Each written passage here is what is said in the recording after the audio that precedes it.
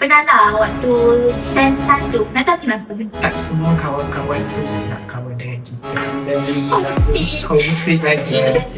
Hai semua, Assalamualaikum. dan salam sejahtera. Selamat datang ke channel Sembang-Sembang Siswa dari Siswa Untuk siswa. Nama saya Naufal, salam berkenalan. dan saya Alma. Salam berkenalan juga.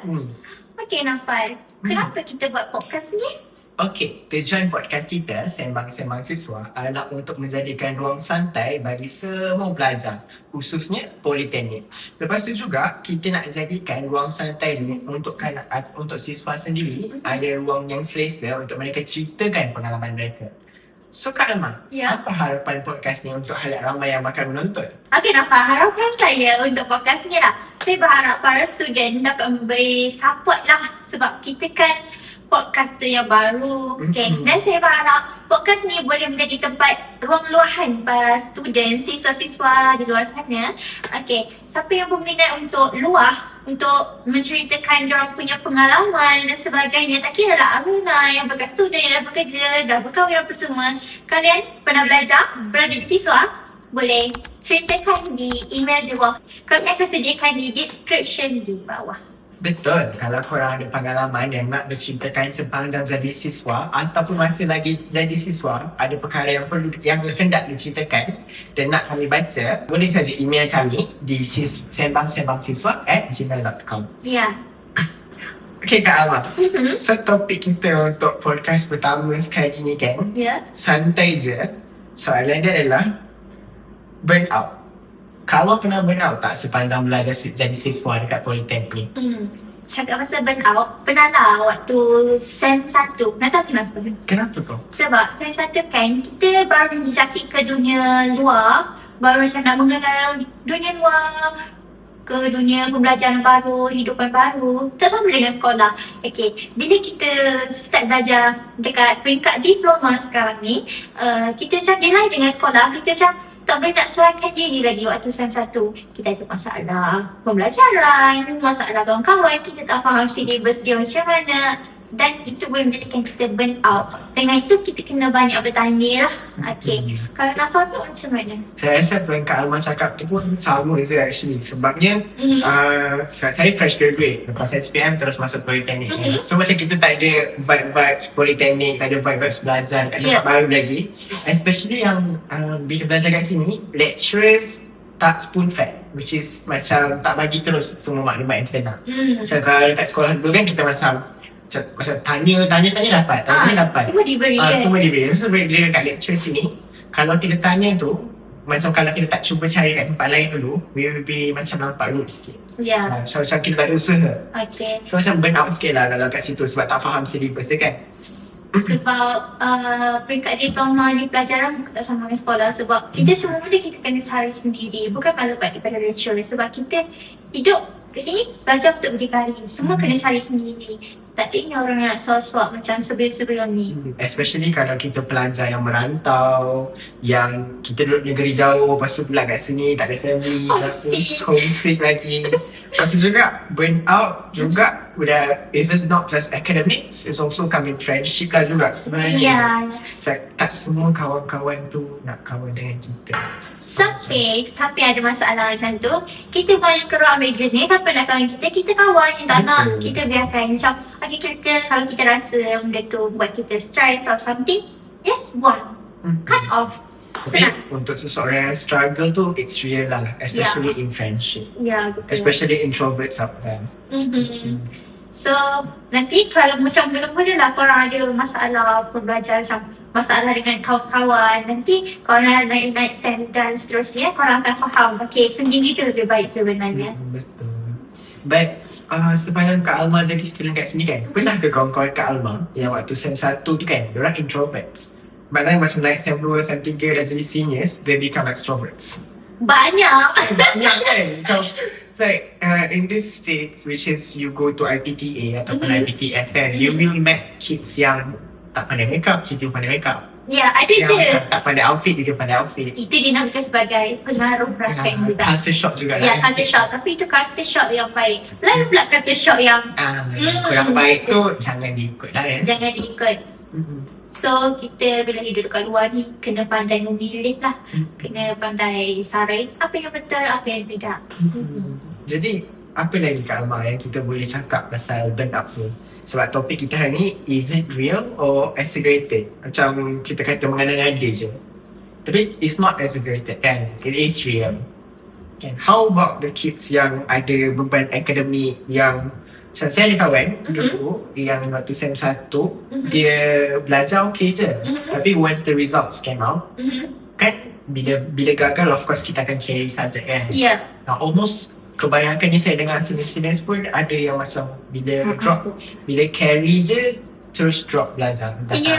Kan ada kan? Betul, saya ada kawan macam juga tapi saya harap dia terus semangat untuk belajar. Jangan Betul. pernah berhenti sebab Never back down lah. ya, jangan sekali keputusan untuk nak stop belajar, nak berhenti belajar. Jangan, sebab dunia belajar ni luas. Betul. Korang jatuh, bukan jatuh selama-lamanya. Korang Betul. break up. Ada je rakan-rakan korang nak support. Korang kalau stress, jangan pendam seorang-seorang. Carilah tempat luar. Contoh kalau korang macam malu nak meluah dengan rakan-rakan. Macam Boleh je saya. meluah kat kita orang. Yes. Nanti kita orang bacakan sama-sama. Ya. Tapi don't worry, we will keep you anonymous lah sebenarnya. Okay, jadi ada kat sini topik kita cakap burnout pelajar. Isu kesihatan mental ataupun masalah pengurusan masa diorang sendiri. Boleh jadi masalah pengurusan masa juga. Dia dua-dua. Bila kita tak ada nak urus masa, dia automatik akan jadi stres. Saya pun ada situasi tu. Saya tak reti tau nak manage masa. Sebab macam banyak sangat kerja. Macam satu je dia nangis. Nangis. Tak tahu macam mana. Actually, the key is managing your time is very valuable for you lah. Ya, buat jadual. Buat jadual belajar dan sebagainya. Ya. Pasal lagi satu soalan yang macam controversial sikit. Belajar zaman dulu ataupun sekarang, siapa lagi tekan? Kau mengikutkan. Alah, yang tu macam susah sikit nak jawab. Okay, tapi cuba bayangkan zaman dulu kalau budak nak study degree or nak study masters kan, diorang mesti nak cari maklumat tu susah kan? Okay. Satu persatu. So kita ni saya rasa mudah sikit lah. Since Yeah. we have what? Jadi we have AI, ChatGPT, Yeah. Dola, we have what? Kimi, banyak lagi. Like so much. So I think the answers to that question is zaman dulu. But sekarang pun ada je struggle ni. Sebab kita sekarang zaman teknologi. Mana-mana ada kemudahan. Mana-mana ada jawapan. Kena pandai cari dengan rajin tak rajin je. Itu saja.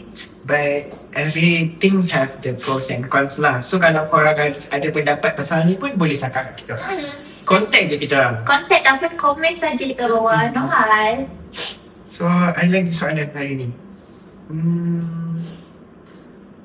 Oh ni, Ya. burnout tu disalahgunakan sebagai alasan ke atau malas mata-mata?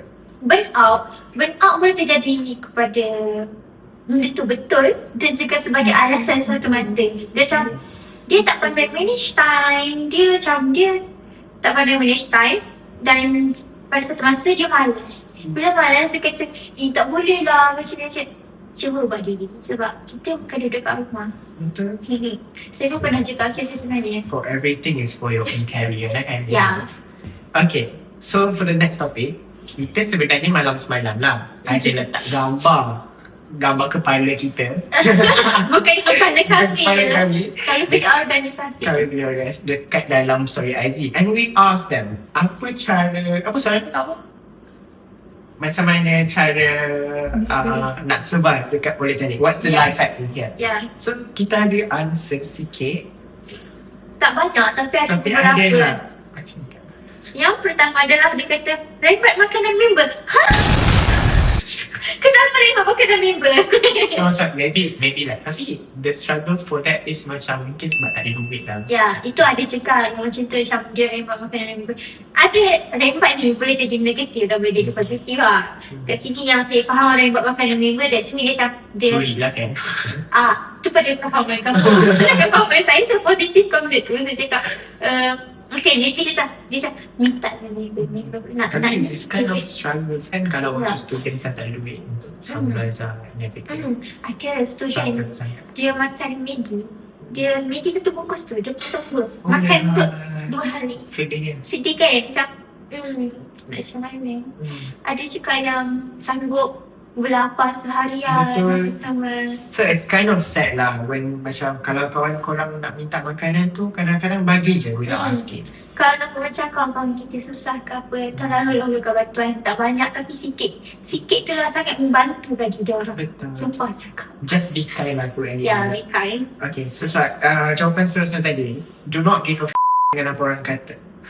Do not give.